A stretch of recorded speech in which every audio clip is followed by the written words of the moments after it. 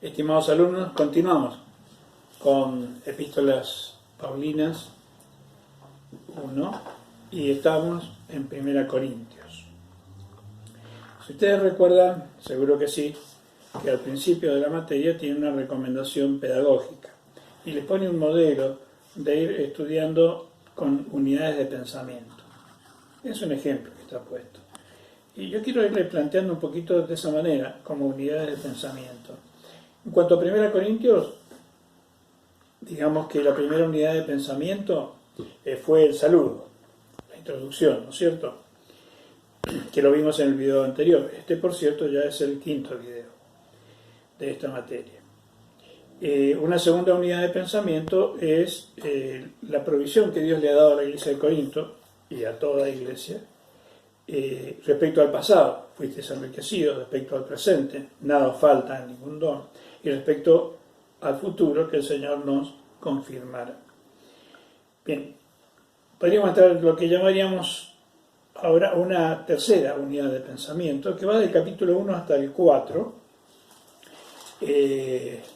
pero en el capítulo 1, versículo 10, empieza a plantearse la problemática principal de la iglesia de Corinto. Dice 1.10: os ruego pues, hermanos, por el nombre de nuestro Señor Jesucristo, que habléis todos una misma cosa, y que no haya entre vosotros divisiones, sino que estéis perfectamente unidos en una misma mente y en un mismo parecer. Porque he sido informado acerca de vosotros, hermanos míos, por los de Cloé, que hay entre vosotros contiendas. Contienda, eso tiene que ver con una batalla, un campamento, tiendas, campamento, con otra tienda, con otro. Contienda llega a plantearse una conflictividad que, minimizándolo un poco, llamaríamos contienda, y que parece que no fuera tan grave, pero lo es. Entonces, Pablo, también yo confío en que usted ha leído la epístola las veces que han sido necesarias. La pregunta es: ¿está dividido Cristo? ¿Hay pedacitos de Cristo? Bueno, entonces no pueden haber pedacitos de iglesia si no hay pedacitos de Cristo distribuidos. Los de Cloé, el informe que ha recibido de los de Cloé, la mayor parte de los comentaristas coincide que es algo así como los de la familia de Cloé. Puede ser una familia específica, miembros de la iglesia de Corinto, o no sé, un clan, pero alguien fue y les informó. ¿Cuál es la primera manera de pensar de alguien que está cometiendo estas divisiones y alguien va y le avisa al pastor? La primera reacción es pensar que son miembros responsables y muy preocupados por la marcha de la iglesia, o ya le fueron con el chisme al pastor. Los de Cloé son cristianos responsables, serios, nacidos de nuevo, y que están preocupados por la marcha de la iglesia. Entonces se han visto prácticamente en la obligación de comunicarle al fundador de la iglesia, el apóstol Pablo, las problemáticas que están sucediendo en la iglesia. De ninguna manera eso es un chisme. Ahora, notemos del otro lado. A veces, con un sentido de responsabilidad, vamos al pastor y decimos: pastor, mire, usted sabe que esta situación parece que se está yendo, pero por favor no diga que lo dije yo, porque si no me va a meter en problemas. Bueno, acá parece que eso no fue. Los hermanos fueron con el informe y asumieron la responsabilidad. Y Pablo, por decirlo en un buen criollo, lo manda al frente. Los de Cloé me contaron. Así que imagínense que eso puede llegar hasta, si no hay madurez, hasta aumentar la conflictividad dentro de la iglesia. Y hay facciones rivales. Por ejemplo, algunos dicen: yo soy de Pablo, y bueno, tenía sentido porque es el fundador de la iglesia, el primero que conocieron ellos con el mensaje de Cristo. De Apolos, bueno, usted conoce seguramente la vida de Apolos, era un predicador muy efusivo, muy ferviente, pero que no tenía en su conocimiento todo lo completo de la doctrina, estaba muy apoyado en la predicación de Juan el Bautista. Y fíjense que se encuentran con Priscila y Aquila, ellos lo escuchan, dicen que qué buen elemento, pero le está faltando algo, lo llaman aparte y les presentan a Cristo, y Apolos pasa a ser uno más del equipo. Es más, cuando Apolos quiere cruzar al otro lado, Aquila y Priscila les da recomendaciones para que los hermanos le abran las puertas. No hay celos denominacionales, no hay un malestar en la iglesia que ya está establecida o estableciéndose cuando viene otro predicador. No hay contienda, sí hay complemento. Sí hay complemento porque se entiende que la lucha no es contra esta iglesia, la otra, contra esta institución, la otra, sino contra el pecado. Entonces es maravilloso ver cómo Aquila y Priscila le ayudan y lo introducen a las verdades completas del Evangelio. Y luego Pablo va a decir, yo sembré, Apolo regó, pero el crecimiento, el mérito en realidad es de Dios. El tercer grupo dice, yo soy de Pedro. No tenemos certeza de que Pedro para entonces haya visitado a la iglesia de Corinto, pero tampoco tenemos una negación de eso. No tenemos dato bíblico, pero es probable que Pedro haya pasado por Corinto también. O que en la iglesia de Corinto habían hermanos que habían conocido a Pedro. Lo cierto es que había un tercer grupo. Y el cuarto grupo, los de Cristo. Bueno, aparentemente a primera lectura estos serían los que están más acertados, ¿no? Pero no, de ninguna manera, porque habían traído a Cristo, habían bajado a Cristo a nivel humano, como si Cristo fuera el líder de un partido dentro de la iglesia y rival de los otros partidos de la iglesia. Y por otro lado, no mostraban espiritualidad por decir yo soy de Cristo, porque en realidad lo que ellos estaban diciendo, yo no me sujeto a Pablo, ni a Apolo, ni a Pedro, yo hago lo que quiero. Yo soy de Cristo, no me sujeto a nadie. Entonces, vemos la problemática. Esta iglesia, que había sido confirmada, que sabían quién era Cristo, que tenía en su seno todos los dones del Espíritu Santo, tenían un tremendo arsenal de armas contra el pecado y de herramientas para la edificación, pero seguían usando las armas de la vieja vida. ¿Cuál sería el deseo? Que en nuestras iglesias no suceda esto. Por eso está escrito, para nuestra amonestación en nuestro tiempo. Y quiero ir a otra parte, acompáñenme al límite entre el capítulo 2 y el capítulo 3, 2:14 y 15, también vamos a leer el 16, hasta 3:3. Y vamos a ver aquí cómo se nos aclara el panorama de la realidad espiritual de los cristianos. Fíjese, dice 2:14, pero el hombre natural no percibe las cosas que son del Espíritu de Dios, porque para él son locura, y no las puede entender porque se han de discernir espiritualmente. El hombre natural, así como viene, hijo de papá Adán y mamá Eva. Natural, sin nuevo nacimiento. Conocimiento religioso, sí. Conocer la doctrina tal vez de memoria, pero nacidos de nuevo, no. Son individuos. Entonces, el hombre natural es aquel que no tiene a Cristo, no conoce a Cristo. No queremos decir que no tenga conceptos religiosos y que no tenga tal vez hasta una muy buena moral y muy buenas costumbres, pero no tiene el nuevo nacimiento. Acordémonos de Nicodemo y eso ya nos ilustra esta situación. Versículo 15, en cambio el espiritual juzga todas las cosas, pero no es juzgado de nadie. Porque ¿quién conoció la mente del Señor? ¿Quién le instruirá? Mas nosotros tenemos la mente de Cristo. ¡Wow! ¡Qué notición! ¡Qué notición! Ahora la pregunta es, ¿tenemos la mente de Cristo? ¿O reaccionamos con la mente adánica o corintia? ¿Cuál es la mente de Cristo? ¿Dónde está la mente de Cristo? En principio la mente de Cristo está acá, en este maravilloso libro, en la Biblia. Pero en la medida que incorporamos la Biblia, lo vamos a decir en latín, a nuestro modus vivendum, nuestra manera de vivir, lo que aprendo acá lo incorporo a mi manera de vivir, recién allí podemos decir que vamos teniendo y creciendo en la mente de Cristo. Bien, entonces tenemos el hombre natural y el hombre espiritual. El espiritual es el que ha nacido nuevo, entonces ya no es más individuo, es individuo. Espíritu, activo en comunión con Dios, recibiendo del Espíritu Santo el testimonio a su espíritu de que somos hijos de Dios, que el alma está renovándose en el espíritu de la mente y que el cuerpo, en su relación con el mundo, con la sociedad, muestra a Cristo.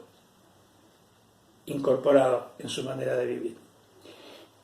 El capítulo 3 comienza diciendo, de manera que yo, un paréntesis, recuerdo que la Biblia, y usted lo sabe, originalmente no está dividida en capítulos y versículos. O sea que a veces nos resulta contraproducente en el seguimiento de un tema pensar que porque aparece un nuevo número de capítulo ha cambiado el tema.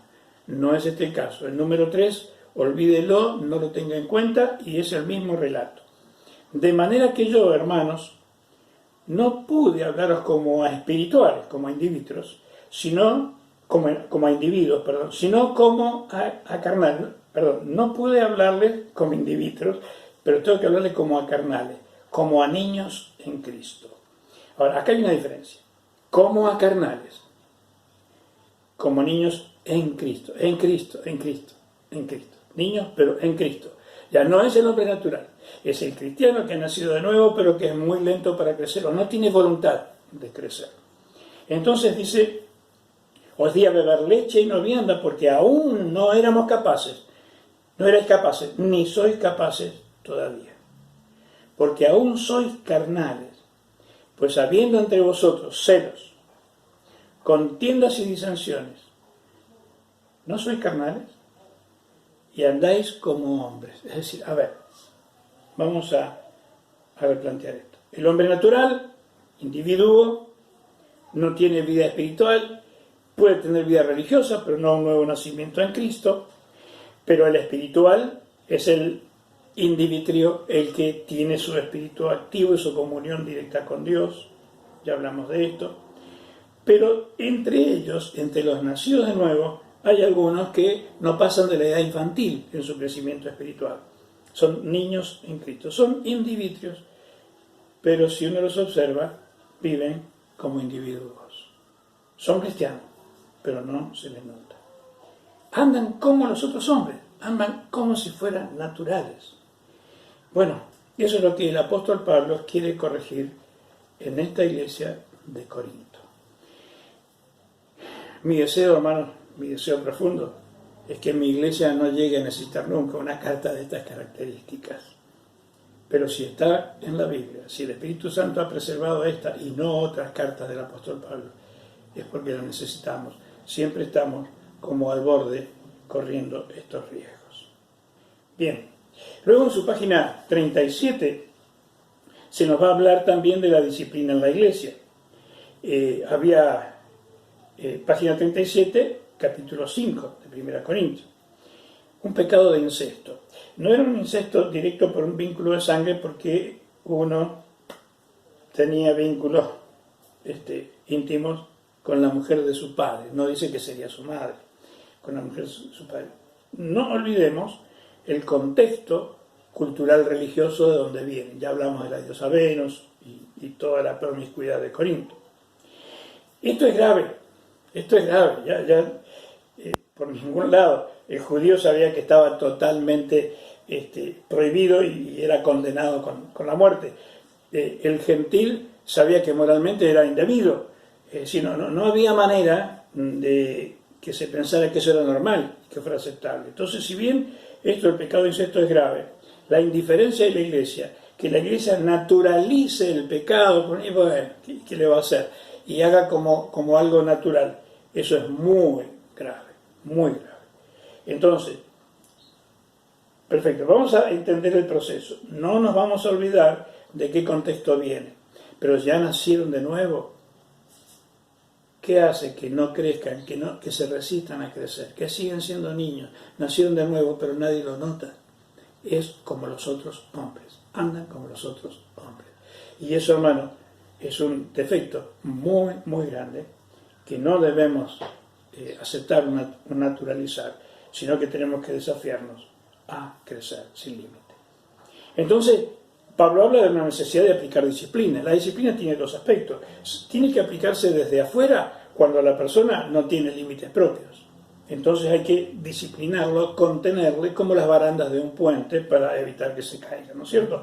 Entonces las disciplinas son límites impuestos desde afuera hasta que la persona en Cristo aprende a vivir en una autodisciplina, que es yo me pongo los límites saludables conforme a la palabra de Dios incorporada en mí, que es ahí donde comienza a cumplirse que nosotros tenemos la mente de Cristo, pensar como Cristo pensaría. Luego, en la página 38, tenemos pleitos censurados. Y esos pleitos ponen en evidencia cosas. Cuando hay situaciones de pleitos, de contienda en la iglesia, ponen en evidencia. Por ejemplo, los pleitos tienen evidencia de rebelión. También evidencia de ignorancia de las Escrituras. También evidencia de la incapacidad espiritual. Evidencia de una falta moral entre ellos. Evidencia de poco entendimiento en cuanto a los que le dan el reino de Dios. Y, por último, los pleitos tienen una evidencia de la indiferencia hacia la obra divina de la salvación de los propios salvados. Y esto es el paso previo a una apostasía. Recién están comenzando a caminar en Cristo y ya están muy cerca de abandonar su puesto. Bien, capítulos 6 y 7 nos va a hablar del valor del cuerpo, En la segunda materia de Paulinas 2, se va a ver más profundamente el tema del gnosticismo. Es un pensamiento griego que se ha involucrado, se ha metido, se ha trenzado dentro de la iglesia, y el otro extremo, el judaísmo ortodoxo. Pero eso lo vamos a dejar para la otra materia, Dios mediante. Pero sí acá Pablo empieza a marcar y a denunciar estas influencias del gnosticismo, ¿no? Entonces, que el cuerpo es malo, que reprimámoslo, o el cuerpo es malo, dejemos que haga lo que quiera. Entonces, el cuerpo, si es de Cristo, no puede ser unido a una ramera. Bien, y luego consejos sobre el matrimonio y la vida familiar en el capítulo 7. Esto es respuesta a preguntas que ya le hicieron en una carta que no tenemos hoy. Pero le envían una carta preguntándole qué hacemos con esto, con aquello, con lo otro. Qué bueno que es tener mentores, tener quien nos vaya guiando siempre en los primeros aprendizajes de la nueva vida. Bien, entonces yo confío en que usted ha leído detenidamente todo esto. Y quiero plantear otra situación aquí. Luego vamos a ver capítulos 8 hasta el 10, la libertad cristiana y la abstinencia.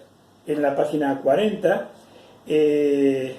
fíjese, vuelvo a decirles, que ya les dije antes, que entre los puntos hay espacios en sus notas, y es para que usted vaya agregando, así queda para su propio dominio, para que usted vaya agregando lo que va entendiendo de las citas que ahí le está mencionando.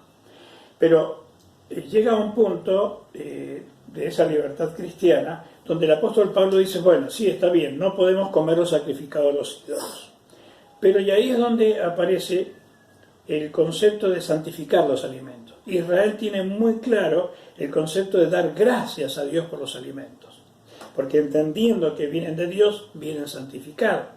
Pero los paganos no. Los paganos entendían que esos alimentos, especialmente la carne, había sido sacrificada a distintos ídolos. Entonces, cuando se juntan la ley de Moisés con los paganos que no conocían la ley de Moisés, si se le aplica la ley de Moisés, no la van a entender y va a ser directamente una práctica religiosa sin vida. Entonces Pablo pasa a enseñarles que el ídolo en sí mismo no es nada, es el espíritu, el demonio que está detrás. Entonces, de lo que se venda en la carnicería, compren y coman. Si los invitan a comer a un lado y tienen dudas, no pregunten por razones de justicia, de conciencia. No pregunten, porque la oración de fe santifica el alimento. Ahí entra la necesidad de, cuando pedimos la bendición sobre nuestros alimentos, no es solamente para decirle gracias, Señor, por lo que nos diste, sino, Señor, si este alimento fue ofrecido a algún Dios, Señor, te lo ofrecemos a ti. Especialmente los que no venimos de contexto judío. Yo creo de esta manera, cuando por ahí eventualmente uno va a comer a un restaurante o algún otro lugar público, no sabemos quién preparó esos alimentos. Entonces mi oración en ese momento, Señor, no han sido nuestras manos los que han estado en esta preparación, Señor, santifícalo. Cuando es en casa y ha sido la mano de Nilda, casi que es un despropósito pedir que el Señor lo santifique, porque sé de qué manos viene. Pero cuando la materia prima para la comida. Ha sido sacrificada a los ídolos, estamos en conflicto de conciencia. Entonces Pablo, hago una paráfrasis rápida de lo que nos dice Pablo. Dice, comer carne, si oramos y la santificamos, no hay problema. Yo no tengo problema, puedo comer un buen asado criollo, pero si por yo comer carne hago tropezar a un hermano débil de conciencia, permítame la paráfrasis, prefiero hacerme vegetariano. Jamás comería carne. Porque mi derecho, mi libertad, tiene que tener un límite. Es cuando comienza la libertad del otro o los derechos del otro. Mi prioridad es él, no soy yo. Si algo que a mi conciencia no afecta y que yo me siento libre para hacerlo, pero cuando alguien me vea hacerlo, lo hago tropezar, estamos en problema. Eso, capítulos 8 al 10, tenemos esa situación.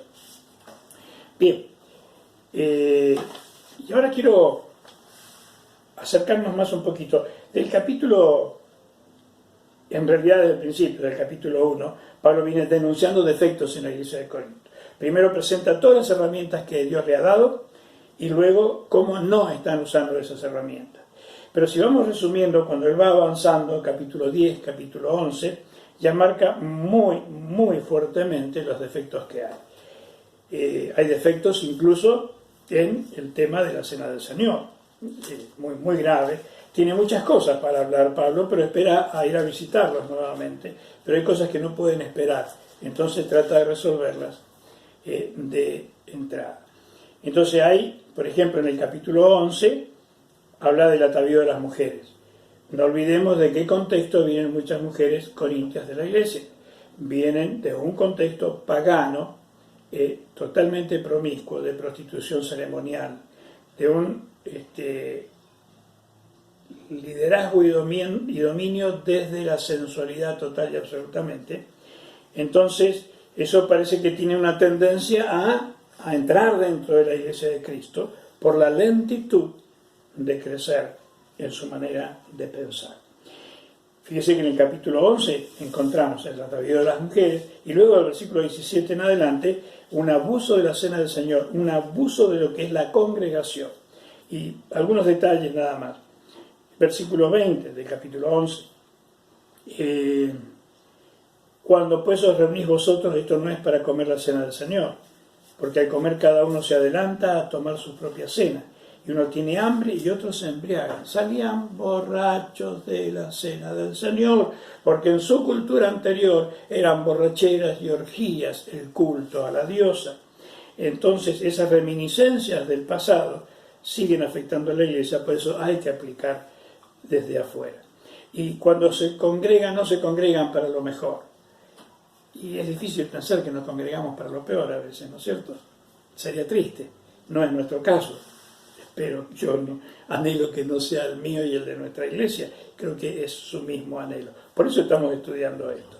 Ahora bien, fíjese que lo denunciado hasta el capítulo 11, el apóstol Pablo comienza a plantear la solución. La conflictividad, los peinados ostentosos, el orgullo exacerbado, la vanidad exacerbada, el convertir la cena del Señor y el culto de la congregación en algo pagano como los cultos de donde ellos venían, tenía que ser corregido con urgencia. Entonces, luego tenemos el maravilloso versículo 23 en adelante, que generalmente lo usamos en nuestra iglesia para la participación de la cena del Señor, y todos lo conocemos. Pero estas problemáticas que tienen que corregirse en la iglesia de Corinto, y tal vez en las nuestras, comienzan a corregirse con el capítulo 12, los dones del Espíritu Santo. Ya lo había dicho al principio, nada falta ningún don, y ahora comienza a describirlos, comienza a detallarlos. Entonces, ¿cómo se comienza a resolver? Usando las herramientas, usando los dones del Espíritu Santo. Es más, en momentos se nos dice que procuremos los dones mejores, y ahí se armó todo un debate histórico. ¿Cuáles son los dones mejores? ¿Qué de profecía? ¿Qué que aquel, que el otro?